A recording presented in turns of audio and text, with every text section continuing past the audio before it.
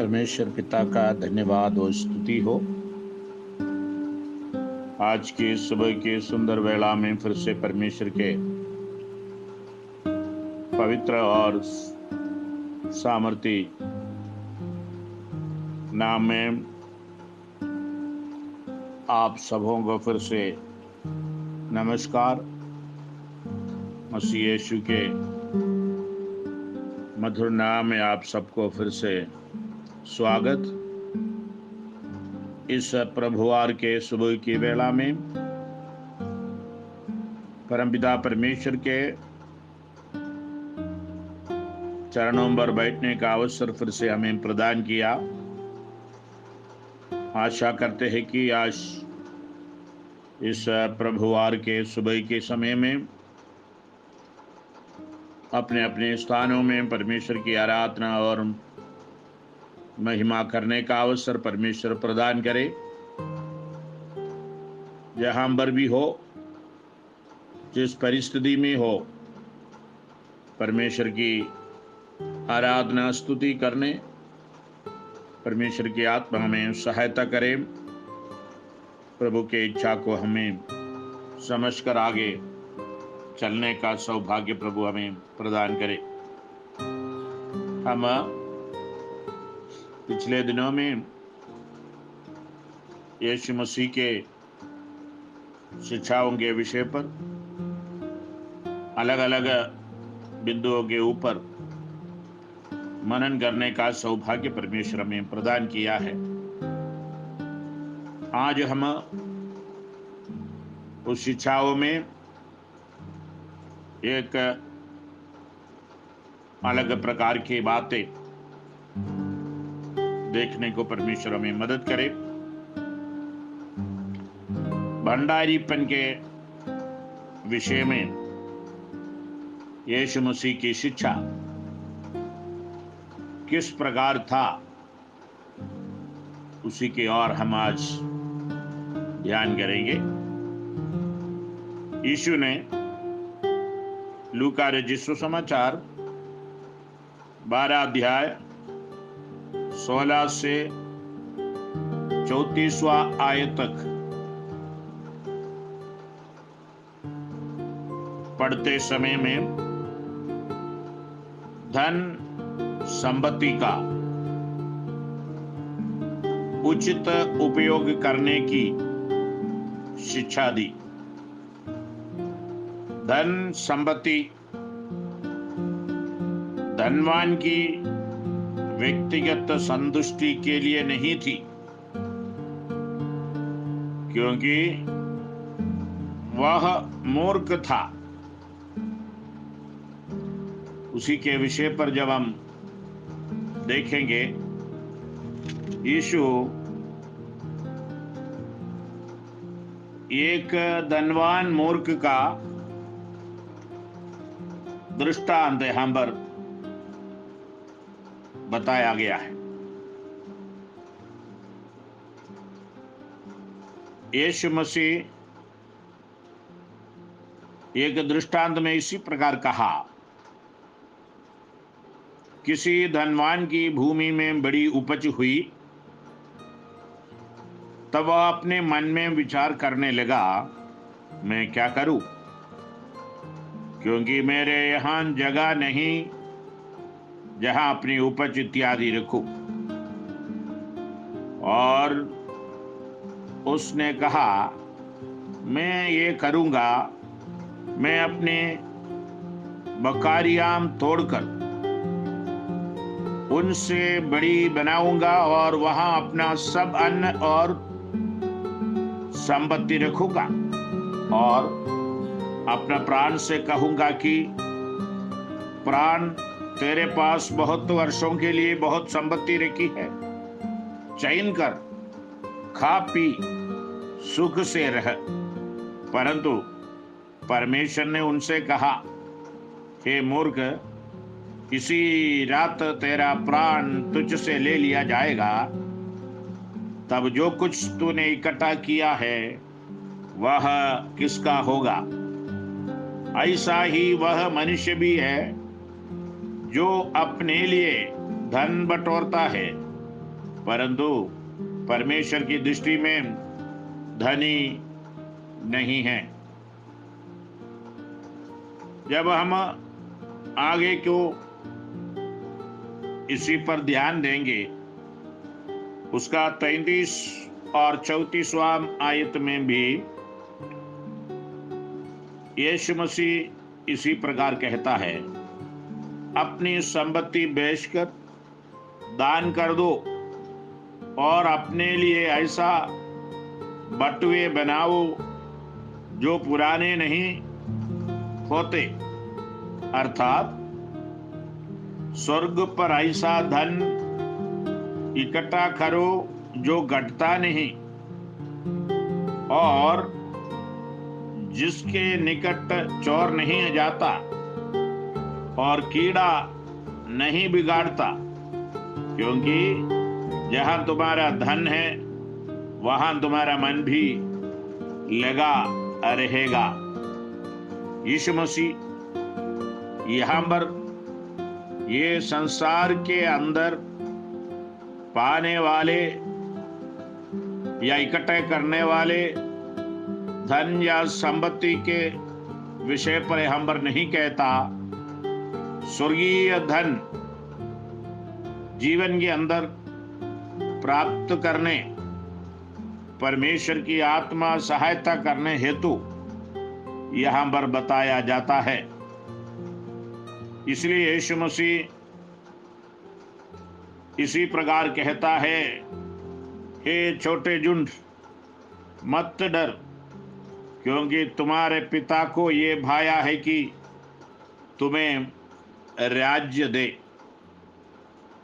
इसलिए उस राज्य के विषय पर यीशु मसीह सिखाया, ये संसार के अंदर जो संपत्ति तुम्हें है, अपनी संपत्ति बेचकर दान कर दो और अपने लिए ऐसे बहुत बनाओ, बटुए बनाओ जो पुराने नहीं होते, अर्थात स्वर्ग पर ऐसा धन इकट्ठा करो जो घटता नहीं। प्रभु की महिमा और स्तुति हो। यहाँ पर यीशु मसीह एक जगह में इसी प्रकार कहता है, धन संपत्ति का उचित उपयोग करने की शिक्षा साफ रीति से सिखाता है और धन संपत्ति धनवान की व्यक्तिगत संतुष्टि के लिए नहीं थी।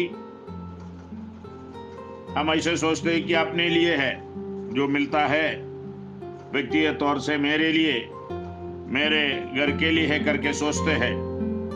यीशु हम पर उस व्यक्ति को कहता है, मूर्ख के रूप में उसको पुकारता है, हे मूर्ख, इसी रात को तेरा प्राण तुझ से ले लिया जाएगा, तब जो कुछ तूने इकट्ठा किया है वह किसका होगा। दिन रात लोग धन बटोरने के पीछे दौड़ रहा है। यहां पर यीशु इसलिए फिर से उस बात को कहता है, ऐसा ही वह मनुष्य भी है जो अपने लिए धन बटोरता है, परंतु परमेश्वर की दृष्टि में धनी नहीं है। वास्तविक धन संपत्ति 33 और 34 आयत में यीशु मसीह बताता है, वह थी जो समय से पहले ही प्रभु के पास दी गई थी। इसलिए हमें स्वर्गीय धन को इकट्ठा करने, जो घटता नहीं, जिसके निकट चोर नहीं जाता और कीड़ा नहीं बिगाड़ता, वही स्थान में हमारा निक्षेप रखने परमेश्वर की आत्मा हमें सहायता करने पाए। दूसरा जगह में यीशु मसीह मरकुस रचित सुसमाचार में भी उसका 12 अध्याय में 41 से लेकर 44 आयत तक जब हम देखते, वहां पर यीशु मसीह कंगाल विधवा का दान के विषय पर कहता है। जब उस स्त्री ने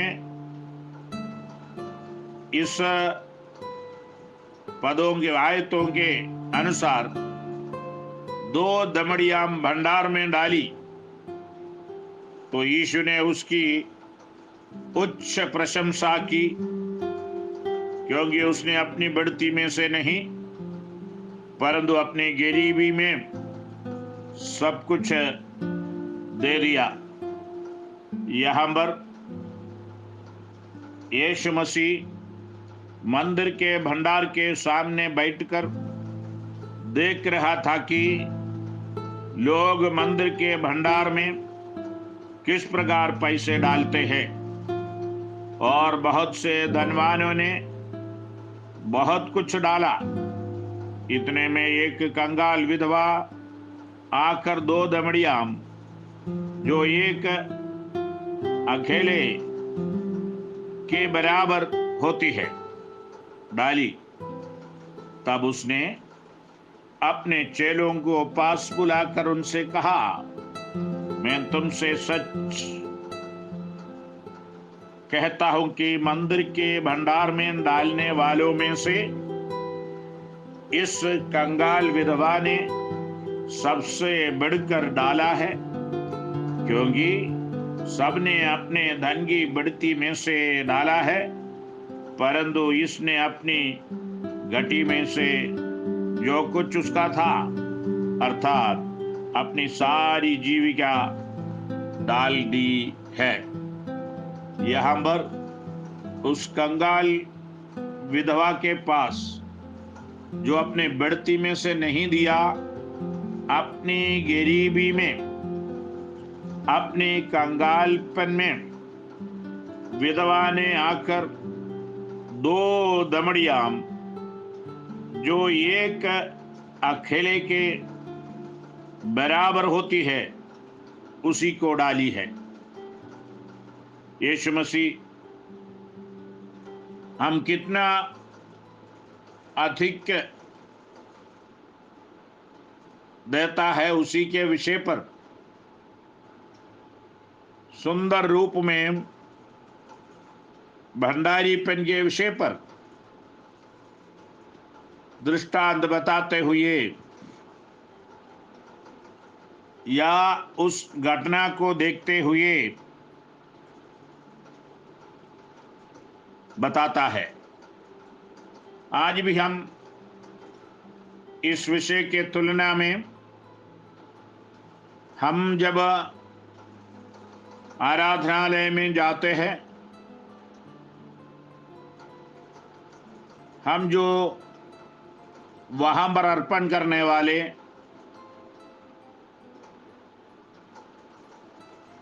चीजों को, धन को जब देखेंगे,